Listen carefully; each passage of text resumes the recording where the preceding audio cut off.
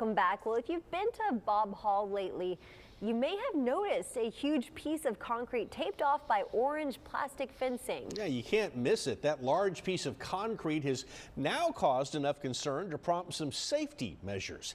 Brian Burns went out to investigate to find out what it was. When I saw this piece of concrete, I thought it might have been like sand, I guess, and it was more of like the baby turtles coming out or something.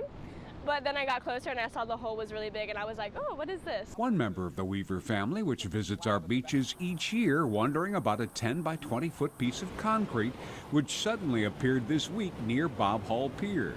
With those high tides, we see more erosion. We are having an erosion problem with this section of beach right now, anyhow, past Hannah, and it just pops up. It's had to have been there, gosh, this parking lot, this was underneath the parking lot.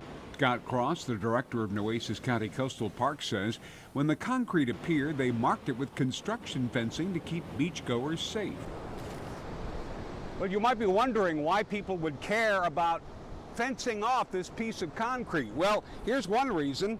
There's rebar, pieces of metal that reinforce the concrete sticking out. They're rusty and they're sharp.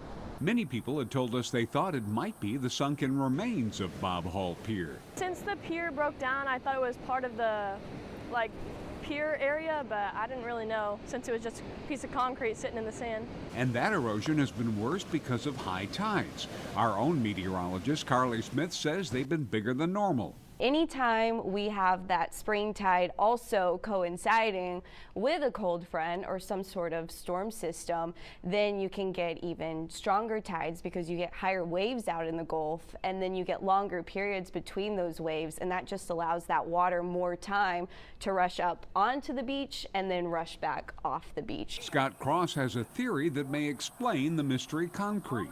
I'm really thinking this might have something to do with an old bathhouse that was built out here back in the 60s. He says they'll have it removed as soon as they find a company to do it. Brian Burns, 3 News.